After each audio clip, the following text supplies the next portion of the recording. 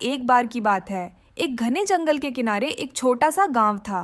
उस गांव के पास एक बहुत बड़ा और पुराना बरगद का पेड़ था। उस पेड़ पर कई पक्षी रहते थे, जिनमें से एक चतुर कौवा भी था।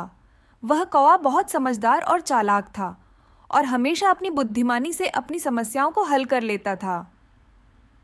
एक दिन गर्मी का मौसम था और चारों तरफ सूखा पड़ रहा था। तालाब, नदियां और झरने सूख चुके थे।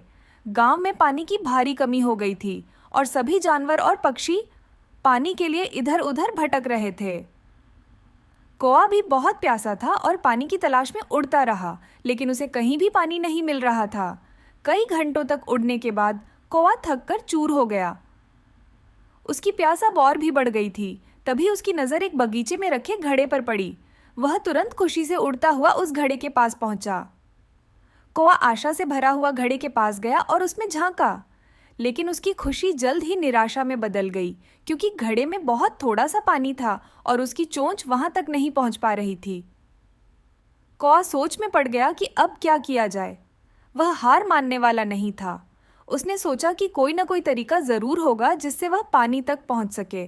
तभी उसके दिमाग में एक तरकीब आई। उसने चारों ओर देखा और उसे घड़े के पास कुछ छोटे छोटे कंकड़ नजर आए। कौवा तुरंत एक एक करके कंकड़ अपनी चोंच में उठाने लगा और उन्हें घड़े में डालने लगा। जैसे जैसे कंकड़ घड़े में गिरते गए, वैसे वैसे पानी ऊपर उठता गया। कई कंकड़ डालने के बाद पानी घड़े के मुंह तक पहुंच गया। अब कौवा आराम से अपनी चोंच से पानी पी सकता था।